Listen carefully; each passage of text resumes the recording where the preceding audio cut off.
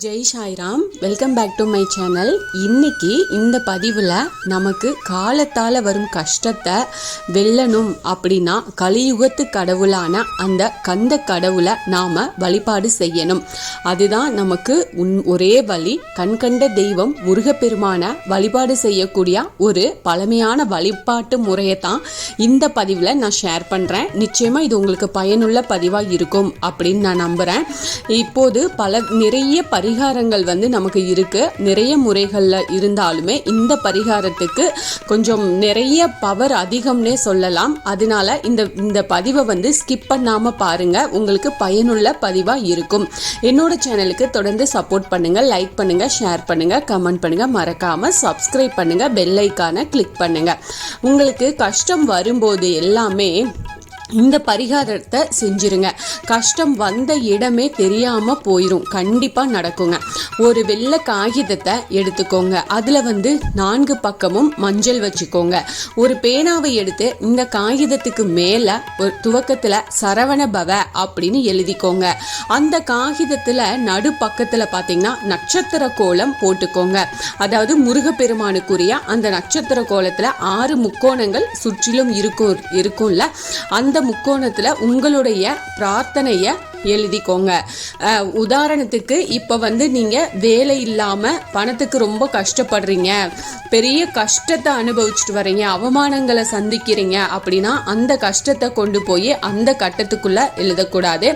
நல்ல வேலை கிடைச்சு கை நிறைய சம்பாதிக்கணும், அதுக்கு வழிகாட்டு அப்படின்னு அந்த 6 கட்டத்துக்குள்ளேயும் எழுதி நடுவுல ஓம் அப்படின்ற வார்த்தைய எழுதிருங்க. இதை அப்படியே சுருட்டி ஒரு நூல் போட்டு கட்டி உங்க வீட்டில் இருக்கும் முருகப்பெருமானோட திருவுருவ படம் இருக்கு அப்படின்னா அந்த படத்துக்கு முன்னாடி வச்சிருங்க. இல்ல சிலை வச்சிருக்கிறீங்க அப்படின்னா அந்த சிலைக்கு முன்னாடி வைங்க.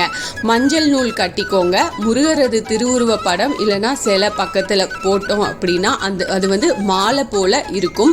ஆனா நீங்க எழுதிய இந்த கோரிக்கையா முருகர் கால் பாதத்துல கட்டி விட்டுருங்க. அவ்வளவுதான்.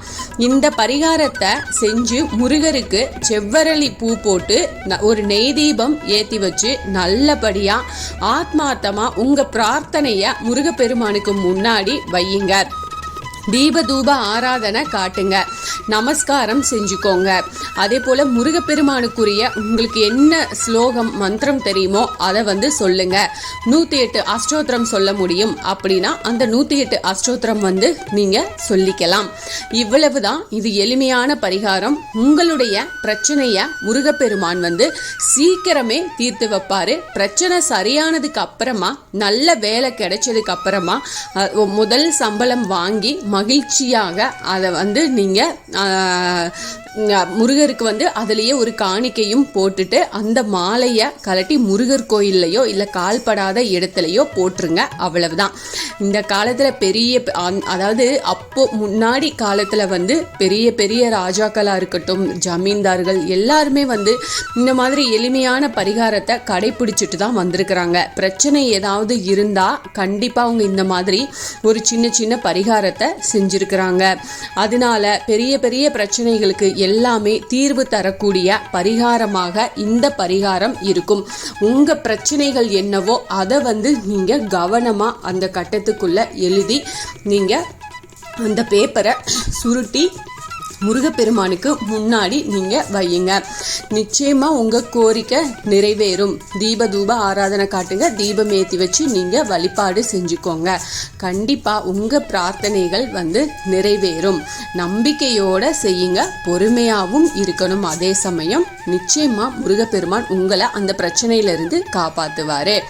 இந்த பதிவு உங்களுக்கு பயனுள்ள பதிவா இருக்கும் அப்படின்னு நான் நம்புறேன். இதுல ஏதாவது சந்தேகம் இருக்கு அப்படின்னா எனக்கு கமெண்ட்ல கேளுங்க, நான் கண்டிப்பா பதில் சொல்றேன். என்னோட சேனலுக்கு தொடர்ந்து சப்போர்ட் பண்ணுங்க, லைக் பண்ணுங்க, ஷேர் பண்ணுங்க, கமெண்ட் பண்ணுங்க, மறக்காம சப்ஸ்கிரைப் பண்ணுங்க, பெல் ஐக்கானை கிளிக் பண்ணுங்க. இது போல எனக்கு தெரிஞ்ச ஆன்மீக பதிவுகள் உங்ககிட்ட நான் ஷேர் பண்றேன்.